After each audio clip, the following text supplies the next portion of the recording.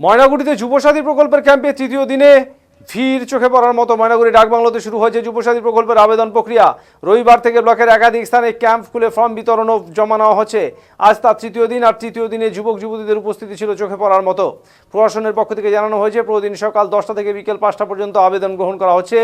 এই বিশেষ ক্যাম্প চলবে 26 তারিখ পর্যন্ত। আবেদনকারীর সংখ্যায় কোনো নির্দিষ্ট সীমা নেই বলে জানানো হয়েছে। নির্ধারিত সময়ের মধ্যে যারা উপস্থিত হবেন তাদের সকলেরই ফর্ম গ্রহণ করা হবে। প্রয়োজনে সময় বাড়িয়ে কাজ করার কথাও জানানো হয়েছে। ফর্ম বিতরণ চলাকালীন বিষয়ে তৃণমূল নেতা তথা ময়নাগুড়ি পৌরসভার চেয়ারম্যান মনোজ রায় বলেন, ময়নাগুড়ি বিধানসভা কেন্দ্রে যুবসাথী প্রকল্পের মোট 3টি ক্যাম্প করা হয়েছে। প্রকল্পটি নিয়ে আশাবাদী ব্যক্ত করেন তিনি।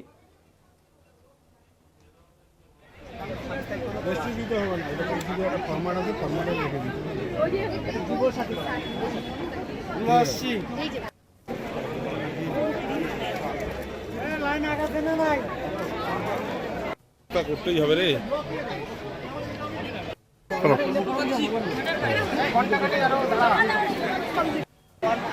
বললাম মনোজবাবু, যে এই যে ক্যাম্প আপনারা বসিয়েছেন, এই ক্যাম্পে কীরকম ভিড় আছে এবং আজকে তো তৃতীয় দিন, এই তৃতীয় দিনে কি অবস্থা আছে?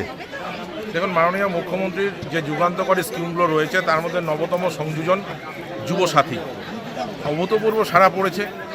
প্রত্যেকেই আসছে। আজকে 15 তারিখ শুরু হয়েছে, আজকে তৃতীয় দিন। আগামী 26 তারিখ পর্যন্ত এই ক্যাম্প চলবে। আমি তো দেখছি উত্তরোত্তর ভিড় বাড়ছে। ময়নাগুড়ি বিধানসভাতেই 3খানা ক্যাম্প চলছে, একটা রাজারহাট মোড়, একটা ঘাগড়াবাড়ির তুইয়ের টেকাটুলিতে এবং এখানে ময়নাগুড়ির ডাকবাংলোতে। এই 3টে ক্যাম্পেরই একই চিত্র। সব জায়গায় মানুষ আসছে এবং তারা যুবসাথীর ফর্ম ফিল আপ করছে, জমা করছে। সেই সঙ্গে লক্ষ্মীর ভাণ্ডারও বাড়িয়েছে টাকার পরিমাণ।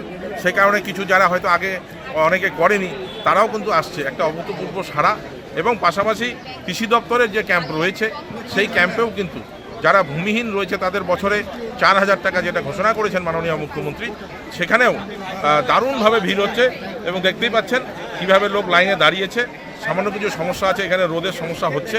আমরা চেষ্টা করছি আজকে রাতেই এখানে সেট করে দিতে, যাতে আগামীকাল মানুষের সেই সমস্যাটা না হয়। মানুষ শান্তিতে যেন এখানে এসে স্বাচ্ছন্দ্যে, এখানে ফর্ম ফিল আপের জন্য প্রচুর টেবিল চেয়ার রাখা হয়েছে, স্বাচ্ছন্দ্যে যেন ফর্ম ফিল আপ করতে পারে এবং মাননীয় মুখ্যমন্ত্রী মমতা বন্দ্যোপাধ্যায়ের এই প্রকল্পগুলো তারা পেতে পারে। বললাম আপনি কোথা থেকে এসছেন? পেটকাটি থেকে। এটা কোন জায়গা? ডাকবাংলো। তো কি করলেন এখানে?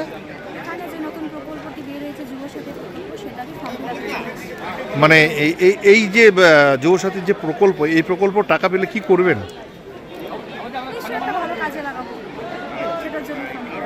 মানে এই যে সরকার, পশ্চিমবঙ্গ সরকার যে উদ্যোগটা নিয়েছে, কি জানাবেন?